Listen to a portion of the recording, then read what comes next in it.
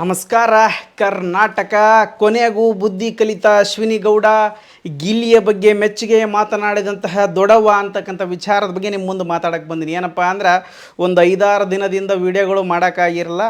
ಒಂದಷ್ಟು ಮನಸ್ಸಿನ ಭಾವನೆಗಳು, ಒಂದಷ್ಟು ಆಲೋಚನೆಗಳು, ಒಂದಷ್ಟು ನಿರ್ಧಾರಗಳು, ಒಂದಷ್ಟು ಕೊಟ್ಟಂಥ ಮಾತುಗಳು, ಒಂದಷ್ಟು ಹಲವಾರು ಭಾವನೆಗಳು ಸೇರಿ ಒಂದಷ್ಟು ಗೊಂದಲಕ್ಕೀಡಾಗಿದ್ದು. ಸೊ ಅದೆಲ್ಲವನ್ನು ಕೂಡ ಮರೆತು ಜೀವನದಲ್ಲಿ ಏನು ಬಂದರೂ ಕೂಡ ಸಹಿಸ್ಕೊಳ್ಳದೇನೆ ಎದುರಿಸಬೇಕು ಎನ್ನುವಂತಹ ಧೈರ್ಯದೊಂದಿಗೆ, ಅಥವಾ ಆ ಒಂದು ಭಾವನೆಗಳನ್ನು ಹತ್ತಿಕ್ಕುವುದರ ಬದಲಾಗಿ ಮುತ್ತಿಗೆಯ ಮುಖಾಂತರ ಅಂದರೆ ಅದನ್ನು ಎದುರಿಸುವಂಥ ಧೈರ್ಯವನ್ನು ಮಾಡಬೇಕು ಅನ್ನುವಂಥ ವಿಚಾರದೊಳಗೆ ಮತ್ತೆ ವಿಡಿಯೋ ಮಾಡೋಕ್ಕೆ ಸ್ಟಾರ್ಟ್ ಮಾಡಕತ್ತೀನಿ.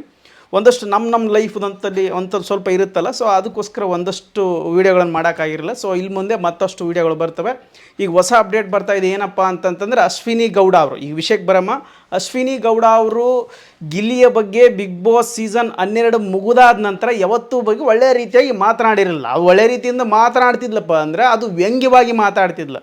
ಆಕೆಗೆ ತಿಳಿದಂಗೆ ಆಕೆ ಮಾತಾಡ್ತಿದ್ಲು. ಏನಪ್ಪ ಅಂದರೆ ಅವನು ಬನೀನ್ ಹಾಕ್ಕೊಂಡ ಬಿಗ್ ಬಾಸ್ ಗೆದ್ದುಬಿಟ್ಟ, ಈ ಅವನಿಗೆ ಫ್ಯಾನ್ಸ್ ಎಲ್ಲರೂ ಬರೀ ಇನ್ನೊಬ್ಬರನ್ನ ಟ್ರೋಲ್ ಮಾಡೋದ್ರಾಗಿದ್ದಾರೆ, ಅವ್ರ ಮನಸ್ಸಿಗೆ ಎಷ್ಟು ನೋವಾಗ್ತದೆ, ಹಂಗಾಗ್ತದೆ, ಹಿಂಗಾಗ್ತದೆ, ಹಿಂಗಾಗ್ತದೆ ಅಂತೇಳಿ 100 ಮಾತಾಡ್ತಿದ್ಲು. ಹೊರಗೆ ಬಂದಮೇಲೆ ಜಾನ್ವಿ ಆಗಿರ್ಬೋದು, ಚಿಗವ್ವ ದೊಡವ ಅಂತೇಳಿ ಕರಿತೀವಿ ಅವ್ರನ್ನ. ಜಾನ್ವಿಗೆ ಚಿಗವ್ವ ಅಂತೀವಿ, ಅಶ್ವಿನಿ ಗೌಡಗೆ ದೊಡವ ಅಂತೀವಿ. ಇವರಿಬ್ಬರು ಚಿಗವ್ವ ದೊಡವ ಸೇರಿ ಇವತ್ತಿನವರೆಗೂ ಗಿಲ್ಲಿಯನ್ನು ಒಂದಷ್ಟು ಪ್ರೇಮದಿಂದ ನೋಡಿರಲೇ ಇಲ್ಲ ಅವರು. ಬಿಗ್ ಬಾಸ್ ಮನೆಯೊಳಗೆ ಹೆಂಗೆ ನೋಡ್ತಾಯಿದ್ರು ಹಂಗೆ ನೋಡ್ತಾಯಿದ್ರು. ಬಟ್ ಈಗ ಹೊಸ ವಿಚಾರ ಏನಪ್ಪ ಅಂದರೆ, ಗಿಲ್ಲಿ ಯಾವಾಗ KVN ಸಂಸ್ಥೆ ಒಳಗೆ ಸಿನಿಮಾ ಮಾಡಲಿಕ್ಕೆ ಪ್ರಾರಂಭ ಮಾಡ್ತಾನೆ, ಅದು ಅನೌನ್ಸ್ಮೆಂಟ್ ಆಗ್ತದೆ.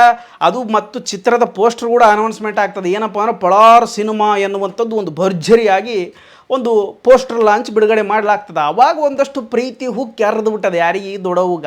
ಏನಪ್ಪ ಅಂತಂದ್ರೆ, ನಾನು ಕೂಡ ವಿಲನ್ ಆಗಿ ಮಾಡ್ಬೋದೇನೋ, ಬಿಗ್ ಬಾಸಿನಾಗಿದ್ದಂಥ ಗೆದ್ದವನ್ನ ಹೀರೋ ಮಾಡಿರಿ, ಆಕಿನ ಬಗಲಾಗ ಫೇಮಸ್ ಆಗಿದ್ದಂತಹ ಕಾವ್ಯಾಳನ್ನು ನೀವು ಹೀರೋಯಿನ್ ಮಾಡಾಕತ್ತೀರಿ ಅಂದ್ರೆ ವಿಲನ್ ಆಗಿ ನನ್ನ ತೊಗೊಳ್ರಿ ಅಂತಕ್ಕಂಥ ವಿಚಾರದೊಳಗೆ ಅಶ್ವಿನಿ ಗೌಡ ಕುಂತುಬಿಟ್ಟ. ಸೊ ಹಂಗಾಗಿ ಇಲ್ಲಿ ಎಲ್ಲರೂ ಒಟ್ಟಾರಿಯಾಗಿ ಸೇರಿ ಬಿಗ್ ಬಾಸ್ ಮಂದಿನೇ ಕರ್ಕೊಂಡು ಸಿನಿಮಾ ಮಾಡ್ರಿ ಅನ್ನುವಂಥ ವಿಚಾರದೊಳಗೆ ಕುಂತುಬಿಟ್ಟಾಳ ದೊಡವ. ಅಂದರೆ ಒಳ್ಳೆಯ ಮಾತುಗಳನ್ನ ಆಡ್ಯಾಳ. ಏನಪ್ಪ, ನಾವು ಬಿಗ್ ಬಾಸ್ ಒಂದು ಕಡೆ ಆಯ್ತಪ್ಪ ಅಂದ್ರೆ ಸಿನಿಮಾ ರಂಗದವರೆಲ್ಲರೂ ನಾವು ಒಂದೇ ತಾಯಿ ಮಕ್ಕಳು ಇದ್ದಂಗೆ, ಒಂದು ಕುಟುಂಬ ಇದ್ದಂಗೆ, ನಾವೆಲ್ಲರೂ ಒಂದೇ. ಬಿಗ್ ಬಾಸ್ ಮನೆ ಒಳಗಡೆ ಜಗಳ ಆಡೀವಿ, ಕುಸ್ತಿ ಆಡೀವಿ, ಪ್ರೀತಿ ಮಾಡೀವಿ, ಕಿರಿಕಿರಿ ಮಾಡೀವಿ, ಏನೇನಾದ್ರು ಹುಡುಗಾಟಕ್ಕೆ ಮಾಡೀವಿ. ಇದೆಲ್ಲ ಮನಸ್ಸಿಗೆ ತೊಗೊಳಕ್ಕೆ ಹೋಗ್ಬೇಡ್ರಿ. ನಾನು ಗಿಲ್ಲಿಯನ್ನು ಮೆಚ್ಚುವಂತಹ ಒಬ್ಬ ಹೆಣ್ಮಗಳ ಇದ್ದೀನಿ. ಅವನು ಕೂಡ ನನಗೆ ಆತ್ಮೀಯತೆ, ಒಬ್ಬೊಳ್ಳೆ ಸ್ನೇಹಿತ, ಮಾವನ ಮಗ, ಹಂಗೆ ಮಗ, ಹಿಂಗೆ ಮಗ ಅಂತೇಳಿ ಎಲ್ಲನೂ ಬುಡಾಕತ್ತಾಳ.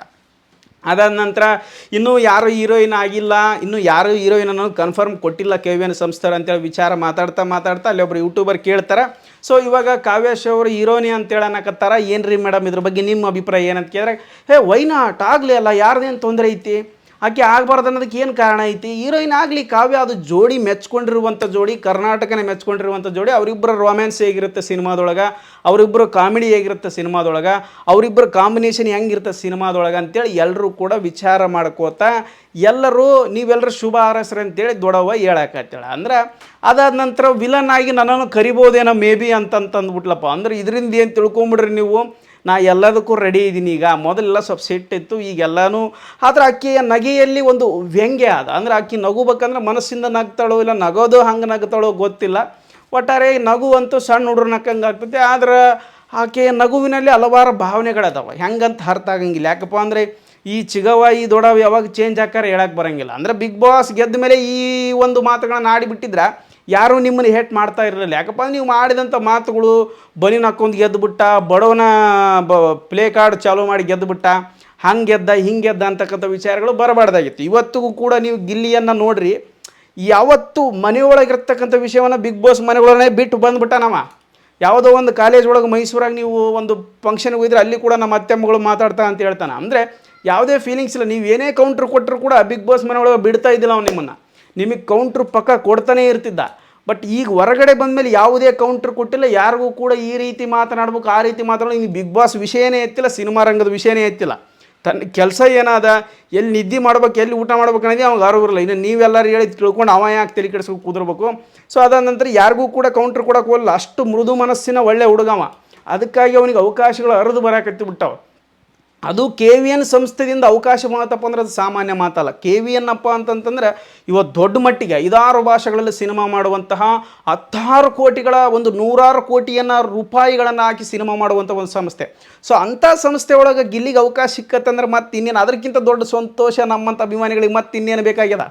ಅದ್ರಾಗ ಈಗ ಬಿಗ್ ಬಾಸ್ ಸೀಸನ್ 13 ಬೇರೆ ಸ್ಟಾರ್ಟ್ ಆಗಕ್ಕಂತಿತ್ತು. ಅದ್ರಾಗ ಗಿಲ್ಲಿಯನ್ನು ಮೀರ್ಸೋಕ್ಕೆ ಯಾರು ಸಾಧ್ಯನೇ ಇಲ್ಲ, ಮೀರ್ಸೋರು ಬರೋಕೆ ಆಗೋದು ಇಲ್ಲ ಅಂತಕ್ಕಂಥ ವಿಚಾರವನ್ನು ಹೇಳ್ತಾ ಈ ಕೊನೆಗೂ ಈ ಚಿಗವ್ಗ ದೊಡ್ಡ ಒಂದಿಷ್ಟು ಬುದ್ಧಿ ಬಂದೈತಿ. ಎಲ್ಲರೂ ಈ ರೀತಿ ಇದ್ಬಿಟ್ರೆ ನಮ್ಗೆ ಭಾಳ ಖುಷಿ. ಅವು ಶೋ ಬರ್ತಿರ್ತದೆ, ಆಟ ಬರ್ತಿರ್ತದೆ, ಆಟ ಓದ್ತಿರ್ತದೆ, ಒಂದು ನೋಟ ಬರುತ್ತೆ, ಒಂದು ನೋಟ ಹೋಗುತ್ತೆ, ಅದೆಲ್ಲ ತಲೆ ಕೆಡಿಸೋಗೋ, ಒಂದು ನೋಟ್ ಬರ್ತೈತಿ, ಒಂದು ನೋಟ್ ಹೊರಗೆ ಹೋಗ್ತೈತಿ. ನೋಟ ಬೇರೆ, ನೋಟ್ ಬೇರೆ, ಮತ್ತು ಅದ್ರ ಬೇರೆ ಅರ್ಥ ಹೋಗ್ಬೇಡ್ರಿ. ಸೊ ಇಷ್ಟು ವಿಷಯ ಆದಪ್ಪ. ಏನಪ್ಪ ಅಂದರೆ ಅಶ್ವಿನಿ ಗೌಡ ಅಂತೂ ಇಂತೂ ಗಿಲ್ಲಿಯ ಬಗ್ಗೆ ಒಳ್ಳೆಯದನ್ನು ಮಾತಾಡೋಣ. ಶುಭ ಹಾರೈಸೋಣ. ಆಗಲಿ, ಶುಭವಾಗಲಿ. ಗಿಲ್ಲಿ ಒಬ್ಬ ಬೆಳವಣಿಗೆ ಆಗ್ತಕ್ಕಿರ್ತಕ್ಕಂಥ ಹುಡುಗ. ಸೊ ಅವನು ಬೆಳೀತಿರ್ಬೇಕು, ಖುಷಿಯಿಂದ ಇರ್ತಿರ್ಬೇಕಂತಕ್ಕಂಥದ್ದು ಎಲ್ಲರ ವಿಚಾರ. ಇದು ಮುಂದಿನ ದಿನಮಾನಗಳು ಏನೇನು ಹಾಕತ್ತೋ ಗೊತ್ತಿಲ್ಲ. ಇನ್ನೂ ಗಿಲ್ಲಿಗೆ ಸಿನಿಮಾದ ಪಳಾರ ಅಂತಕ್ಕಂಥ ಸಿನಿಮಾಕ್ಕೆ ಇನ್ನೂ ಹೀರೋಯಿನ್ ಫಿಕ್ಸ್ ಆಗಿಲ್ಲ. ಆಕೆ ಹೀರೋಯಿನ್ ಯಾರು ಹಾಕ್ಕೊಳ್ಳೋ ಯಾರೆಲ್ಲ ಗೊತ್ತಿಲ್ಲ. ಕಾವ್ಯ ಅಂತಕ್ಕಂಥದ್ದು ಬಹುತೇಕ ಚರ್ಚೆ ಆಗತೈತಿ. ಎದಕ್ಕೆ ಲೇಟ್ ಮಾಡಕತ್ತಾರೆ ಅಂತ ಗೊತ್ತಾಗಲ್ತು. ಇನ್ನೇನು ವರಮಹಾಲಕ್ಷ್ಮಿ ಹಬ್ಬಕ್ಕೆ ಆ ಹೀರೋಯಿನ್ ಯಾರು ಅನ್ನೋದನ್ನು ಕನ್ಫರ್ಮ್ ಮಾಡ್ತಾರಂತ. ಅದಕ್ಕೂ ಒಂದು ಪ್ರೋಮೋ ಬಿಡುಗಡೆ ಮಾಡ್ಬೋದು. ಹೇಳೋಕ್ಕಾಗಲಿ ಈ ಪಳಾರ್ ಸಿನಿಮಾವನ್ನು ಬರೀ ಪಿಕ್ಚರ್ ಅದು ಏನಂತಾರಲ್ಲ, ಒಂದು ಫೋಟೋ ಲಾಂಚ್ ಮಾಡೋಕೆ, ಒಂದು ಪೋಸ್ಟರ್ ಲಾಂಚ್ ಮಾಡೋಕೆ ಒಂದು ಪ್ರೋಮೋ ಬಿಡುಗಡೆ ಮಾಡಿದ್ದು. ಅದ್ರಂಗೆ ಹೀರೋಯಿನ್ ಯಾರು ಅದಾರ ಅಂತ ಹೇಳಕ್ಕೆ ಮತ್ತೊಂದು ಪ್ರೋಮೋ ಲಾಂಚ್ ಮಾಡ್ಬೋದು. ಹೇಳಕ್ಕೆ ಬರೋಂಗಿಲ್ಲ, ಅಷ್ಟು ದೊಡ್ಡ ಮಟ್ಟಿಗೆ ಕ್ರೇಜ್ ಆದಂತ. ಅಂದರೆ ಕಾದು ಜನಗಳ ಅಭಿಪ್ರಾಯವನ್ನು ತೊಗೊಂಡು ಹೀರೋಯಿನ್ ಫಿಕ್ಸ್ ಮಾಡ್ಬೇಕಂತ ಕುಂತಾರೋ ಇಲ್ಲ ಅವ್ರಿಗೆ ಈಗ ಸದ್ಯ ಬಿಸಿ ಸೆಡಲ್ ಒಳಗದಾರೋ ಗೊತ್ತಿಲ್ಲ. ಒಟ್ಟಾರೆಯಾಗಿ ಪಳಾರ್ ಸಿನಿಮಾಕ್ಕೆ ಇನ್ನೂ ಹೀರೋಯಿನ್ ನಾಯಕ ಆಗಿಲ್ಲ.